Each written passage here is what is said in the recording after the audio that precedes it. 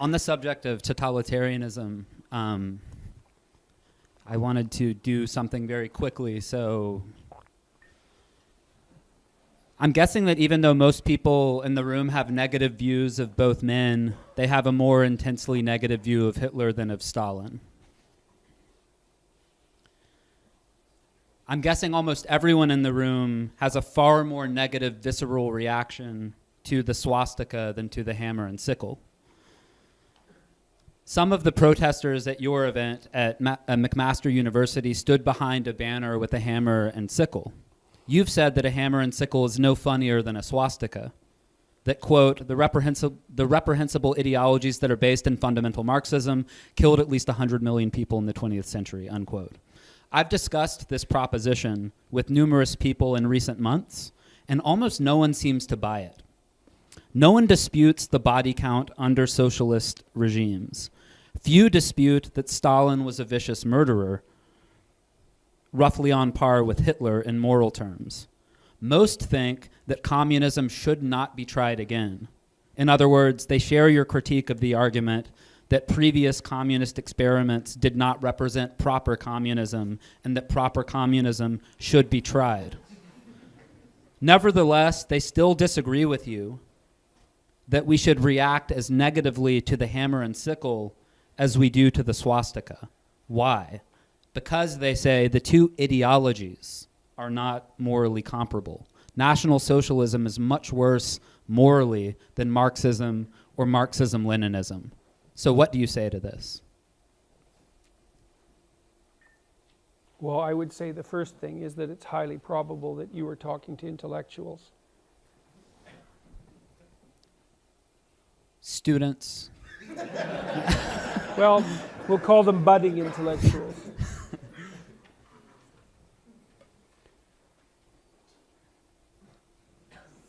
It is a mystery, you know. It is a mystery because it is the case that there is something about the Nazi doctrine that seems to have a visceral impact that the communist doctrine doesn't have.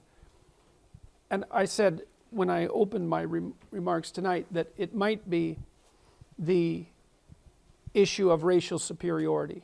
You know, it's something single that you can put your finger on.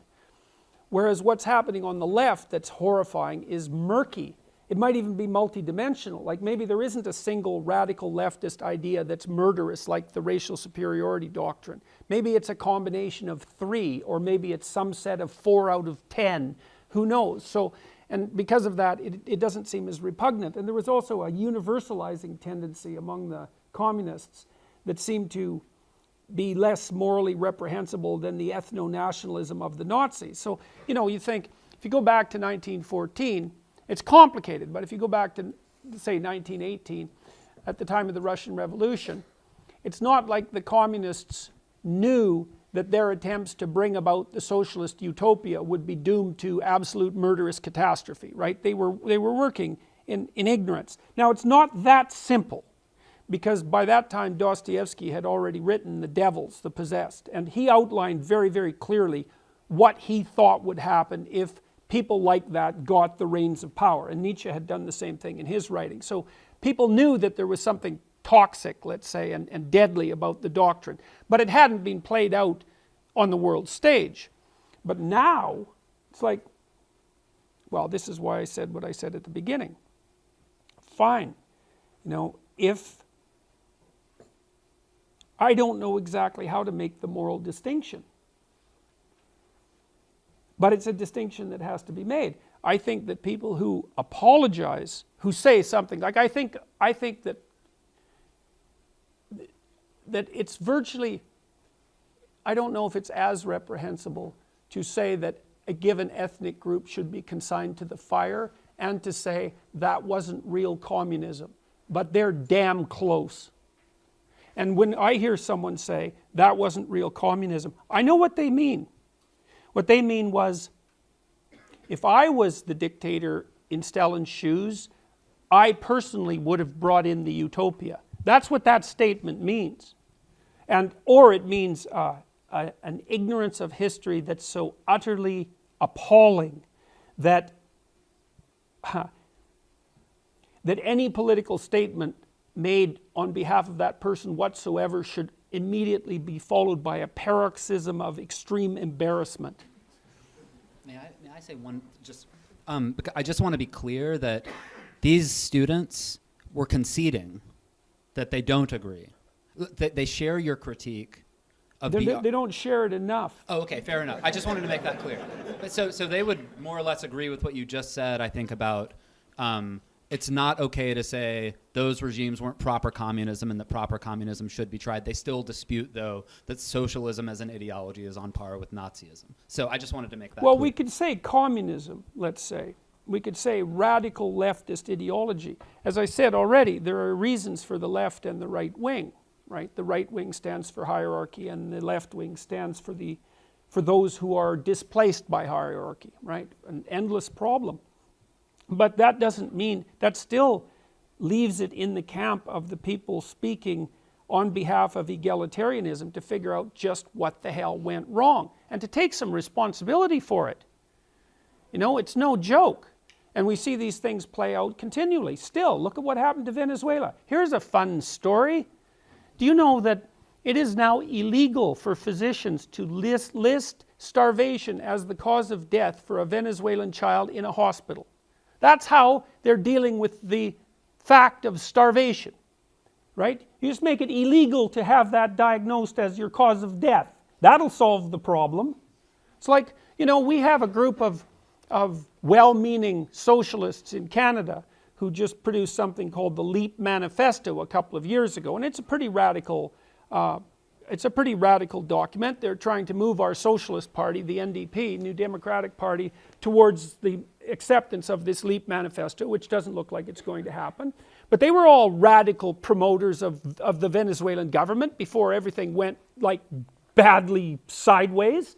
You know, I think the average Venezuelan now has lost 17 pounds. And that's not because they were put on a voluntary dieting program, right? It's not good.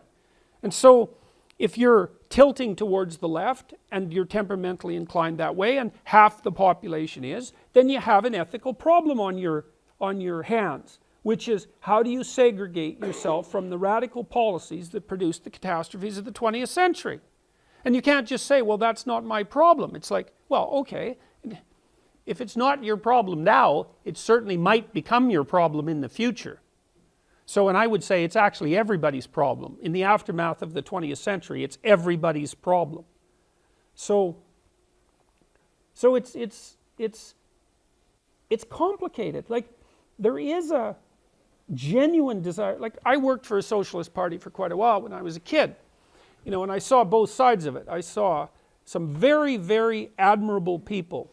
I was privy for a variety of chance reasons to the leadership of the Socialist Party in Canada at the provincial and the national level. I met the people who ran the provinces, some of the provinces, and who ran the party. And a lot of them were really admirable people. Like, they'd spent their whole life, I would say, working on behalf of the working class, you know. So they were genuine labor leaders. And there was also a lot done in Canada on the left that looks like it was actually pretty good. Standard work week, the establishment of pensions, the introduction of our healthcare system, which I would say probably overall works better than the American system, although not at the upper end.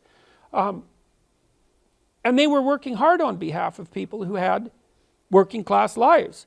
But then I also encountered the sort of low-level activist types, and I didn't have any respect for them at all. I just thought they were peevish and resentful and irritable. And those two things exist in a very uneasy coalition on the West. There's care for the poor and hatred for the successful, and those two things aren't the same at all.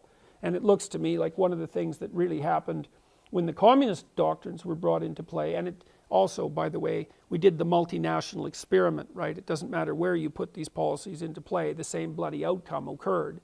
Didn't matter whether it was Russia or China or Cambodia or Vietnam, or to pick a random African country, or Cuba or Venezuela for that matter. It was an unmitigated catastrophe. And so to me, that's experiment plus replication. Enough.